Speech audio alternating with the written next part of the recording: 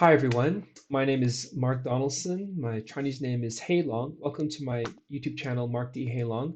This is part 5 of 6 of a 6-part series on nutritarian lunch and learn, why I became a vegan. So let's get started.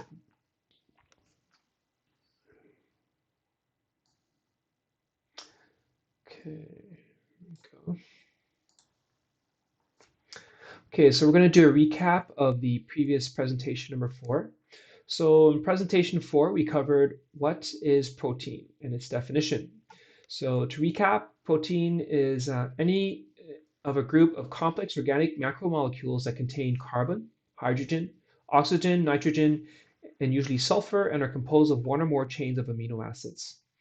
Um, Proteins are fundamental components of all living cells and include many substances such as enzymes, hormones, and antibodies that are necessary for the proper functioning of an organism. They are essential in the diet of animals for the growth and repair of tissues and can be obtained from foods. The protein myth, indoctrinated since childhood, makes us grow bigger, faster, rapid physical growth equals good physical health. So that was the big myth. And the protein myth has been debunked over many, many decades. So we know that slower physical growth is equal to prolonged lifespan. Puberty onset age dropped from 18 to 12 in females in the last 20 years, and that number I've seen is dropped from 18 all the way down to 9 and 10. So animal-based proteins have been linked to different types of cancer. That's correlation leading to causation. Vegetarians are found to have 50% less incidence of colon and rectal cancers in European studies. Basically, whatever the animals eat, you eat. We change the molecular structure of food when we cook meats and fish and prior to consumption, which also includes chicken, any kind of meat substance. And this molecular change leads to the release of chemical compounds and toxins that are linked to different forms of cancers. So we covered how to prepare animal protein. We covered how much protein do we need daily. What are the healthy sources of protein, especially plant-based proteins? What are complete protein sources? They include soya, hemp seeds, spirulina, quinoa, amaranth, and buckwheat, to name some. And what are amino acids? So we cover the definition, which is amino acids are organic compounds that are the building blocks of protein. They contain 20 essential amino acids that are needed by the human body, and we synthesize 11 within our human body, but we need to consume 9 from outside food sources. Amino acids are the building blocks of all life forms as we know it on Earth, even that single-celled organism. So they build protein molecules. So amino acids are used to build protein molecules that build our hair, teeth, bones, skin, and every organ pretty much in our body. Consuming a complete protein means consuming all 20 essential amino acids throughout the day. So covered a list of results. Consuming all 20 amino acids throughout the day from plant-based nutrient sources, which includes, hair grows thicker and stronger, nails grow stronger and less brittle, your skin glows and radiates, your cuts heal faster, and many, many more positive side effects. Including faster recovery rate after exercise. Trivia time, true or false? When your glycogen stores are depleted, your body will sooner convert fat to glucose rather than muscle to glucose. So let's think about it. Glycogen, sugar, carbohydrates. So the answer to this is, so the question is, your body will sooner convert fat to glucose rather than muscle to glucose. It is fat to glucose.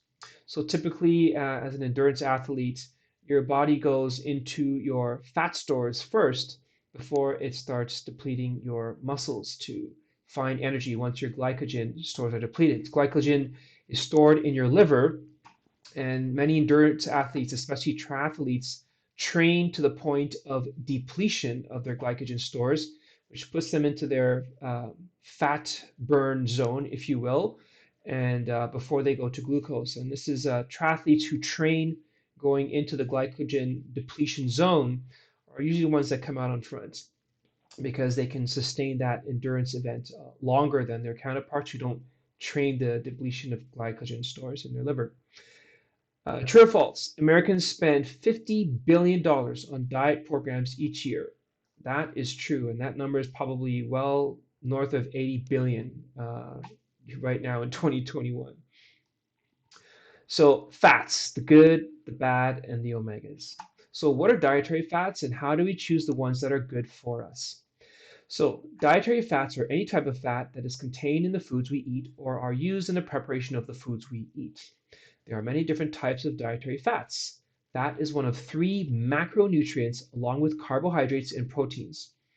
The healthiest fats come from micronutrient food sources such as fruits, vegetables, beans, and legumes, including nuts and seeds. We need fats for healthy brain function and to dissolve vitamins and minerals like vitamin D, which is a fat-soluble vitamin. And if you spend a lot of time indoors or if you live in certain geographical areas where you get very little sunlight, then you should supplement with vitamin D. And overall, you should supplement with vitamin D. If taken orally, you should be taking at least 5,000 IU because the rate of absorption will vary. So the more you take is a guaranteed absorption of vitamin D. So how do we choose the dietary fats that are good for us? So let's start with the bad, unhealthy dietary fats. So there are two types of potentially harmful fats, and they are saturated fat and trans fat. So saturated fat, what are they? So saturated fats comes from animal-based food sources. Saturated fats raise total blood cholesterol levels and LDL cholesterol levels, which is the bad cholesterol. Saturated fats promotes increased risk of cardiovascular disease, and saturated fats also increase type 2 diabetes risks. So our body naturally produces these LDL fats or LDL cholesterol. And of course, consuming animal-based products can double or triple our LDL cholesterol, and the rate of cholesterol production is different for each individual. So you should get tested regularly for a blood test to see what your cholesterol levels are. So what are trans fats? So trans fats occurs naturally in some foods and especially in animal food sources.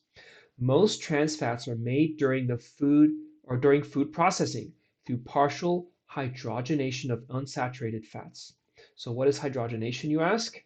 Hydrogenation is the process of adding hydrogen molecules to fat during food processing, which is through the form of heat, to make them solid at room temperature and make foods last longer on the grocery store shelf. That's right, folks. Trans fats continued. So trans fats are also known as synthetic fats because they are manufactured fats. They're hydrogenated.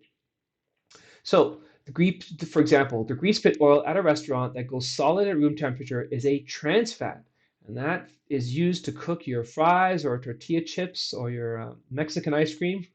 It is used many times over in restaurants to lower food costs. And believe me, I used to work at a Mexican restaurant. So yeah, we used that grease over and over again until we had to throw it away. But yeah. So all store-bought pastries use trans fats in them to keep them fresh, moist, and tasty long after you've bought it and brought it home. So you notice that these things don't go rancid. They're pastry goods that are prepackaged because they use trans fats to keep them fresh longer. So trans fats can increase unhealthy LDL cholesterol and also increase your risk of cardiovascular disease. So these things, trans fats build up in your coronary arteries at body temperature, and the layers increase and increase, increase, and increase until your coronary arteries become constricted and you get a cardiac arrest. And typically they'll have to do a bypass to remove the blockage. So, you hear of a single, double, triple, quadruple bypass. It's very, very serious. So what's the lowdown on saturated and trans fats and how do we identify them? How do we spot them? So they are typically solid at room temperature and are known as solid fats. It includes beef fat, which is lard, pork fat, which is lard. The restaurant industry, they use a lot of lard. Shortening, which is lard or vegetable based, and stick margarine and butter. So these are used to cook meats to make them moist, tasty, and adhere coatings to it, like Southern fried chicken or certain types of Mexican food as well, like ground beef, make it tasty, moist, so it doesn't get dried out. Um, so what are healthy dietary fats? So there are two types of healthy dietary fats, and they are monounsaturated fats and polyunsaturated fats. So we begin with monounsaturated fats. So they are found in a variety of foods and oils. Their consumption of monounsaturated fats improves blood cholesterol levels and decreasing heart disease risks. They also benefit insulin levels and blood sugar levels in management. And they also help promote the intake of insulin into your tissues and blood sugar. And they're also beneficial for controlling type 2 diabetes. So, true or false question. Half of the world's population live on a staple diet of rice. True or false? That is actually true, believe it or not. More than half the world's population lives on a staple diet of rice. True or false? The human brain is about 70% fat. That is very, very true. So we continue with healthy dietary fats. So they're found, so we go to polyunsaturated fats. We finished monounsaturated, now we cover polyunsaturated fats. So polyunsaturated fats are found mostly in plant-based foods and oils. Consumption of polyunsaturated fats improves blood and cholesterol levels. It also helps to decrease type 2 diabetes risk. They also include omega-3 fatty acids and sources that are beneficial for heart function and heart health. And it also decreases coronary heart disease. Who knew eating healthy fats can decrease your coronary heart disease risk? So the lowdown on monounsaturated and polyunsaturated fats and how do we spot them? So we spot them by seeing they're typically liquid at room temperature, which is 25 degrees C. So one type of fat that I use is coconut oil. At 25 degrees C, coconut oil becomes a clear liquid at room temperature, and anything lower than that, it starts to solidify. So these type of fats are usually seen as olive oil, canola oil, coconut oil, grapeseed oil, peanut oil, and corn oil, including, I guess, sesame seed oil. So Um, cholesterol, the other type of fat. So cholesterol gets a really bad rap. So what is cholesterol? It's cholesterol. Cholesterol is a waxy fat-like substance.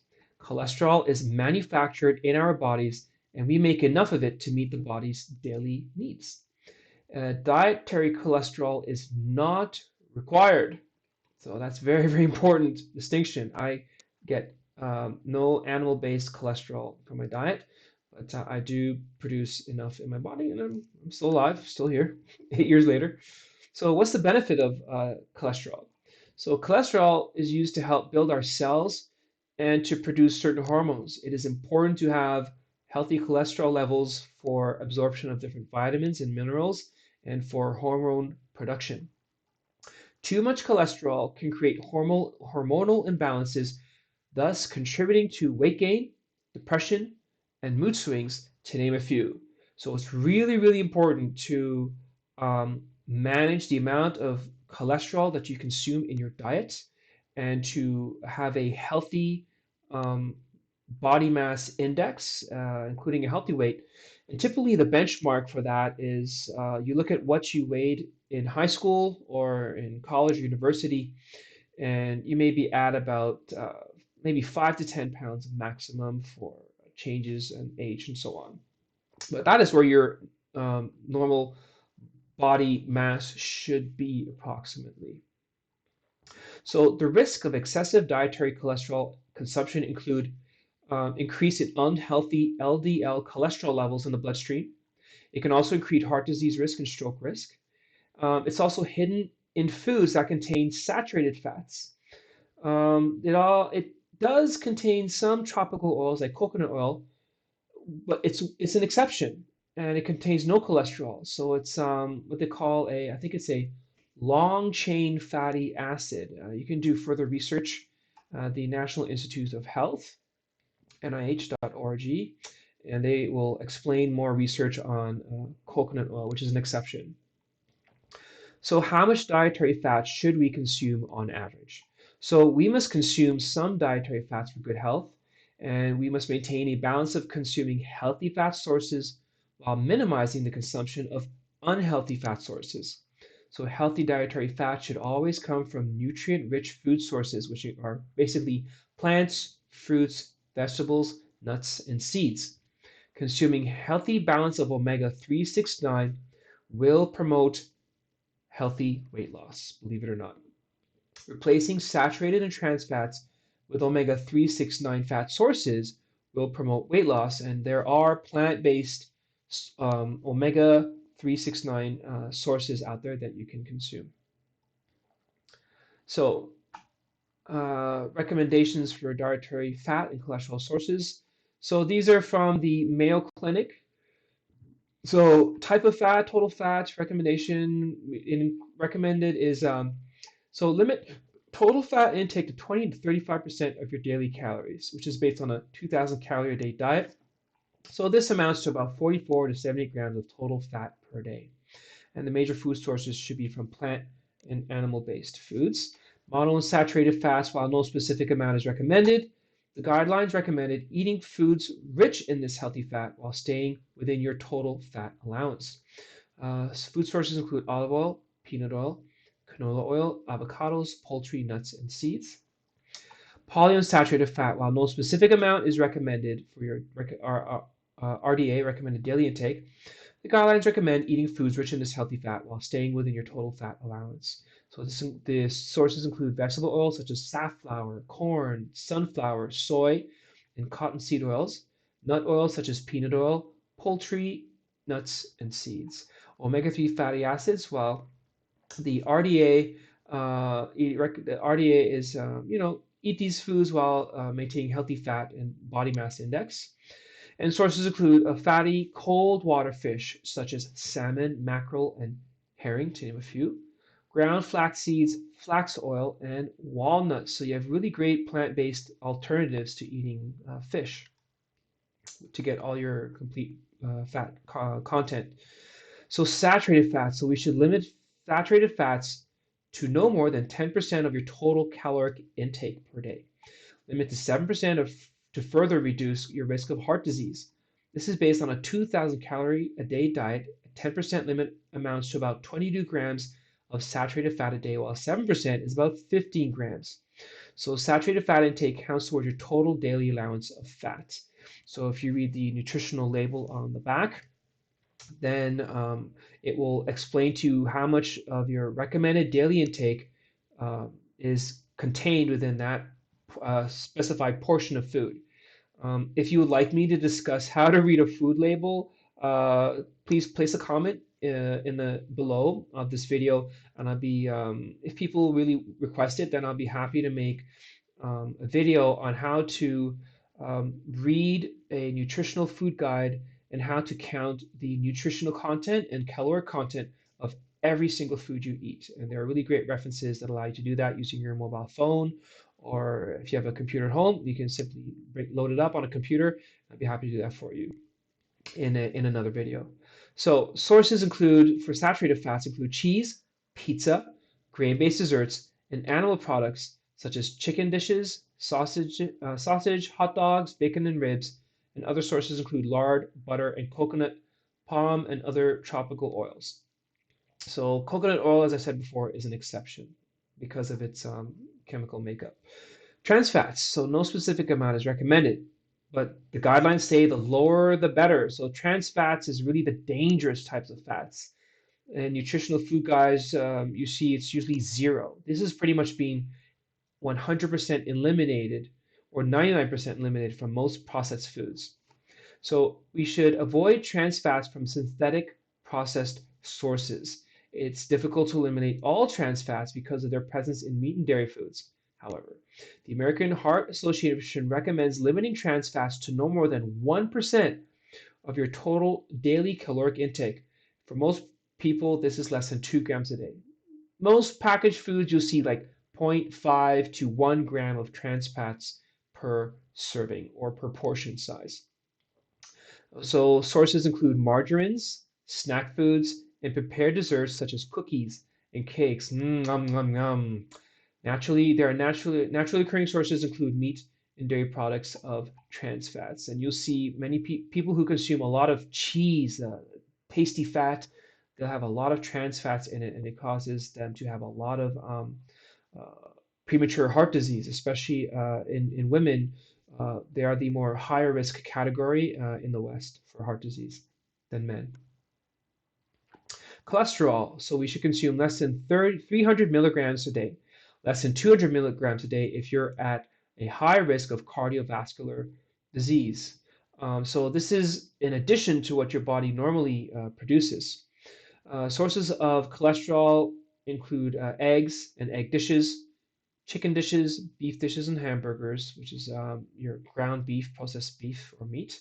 Other sources include seafood, dairy products, especially cheese, lard, and butter. So you can see that, and eggs have a tremendously high amount of cholesterol. Mind you, it's very good for brain health to have a good amount of cholesterol.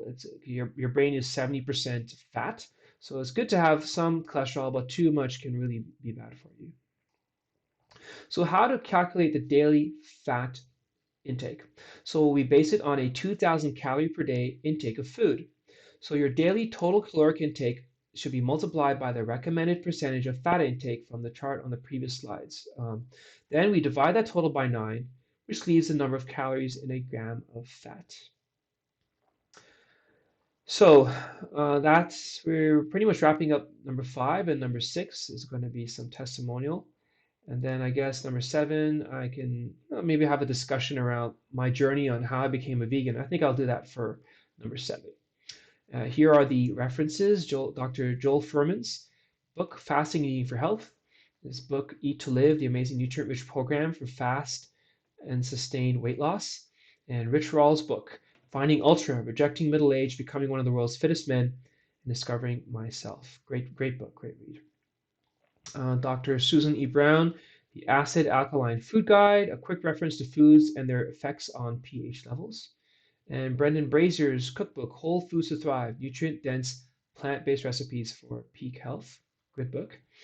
Our UAWE, which is Human Protein Requirements, which is the nitrogen balance response to grade levels of egg protein in elderly men and women. This is from nutrition.org, which is from the American Journal of Clinical Nutrition.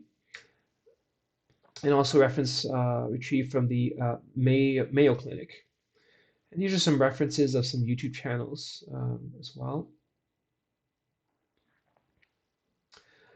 These are some online website references. Some of these links may be outdated, but should be still there, or should still be there.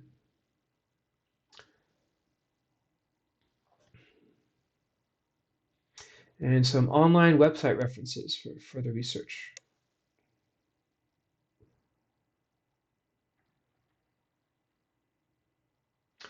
And that ends part 5 of my presentation. Thank you very much for watching it all the way to the end. If you liked it, please smash that like button down below. Please do remember to subscribe, hit that subscribe, and then smash that notification bell and make sure it's enabled so you will see when I release fresh new videos like this and other types of content. And yeah, thanks again, and I look forward to seeing you in the next one, I guess in part 6. Take care. Bye.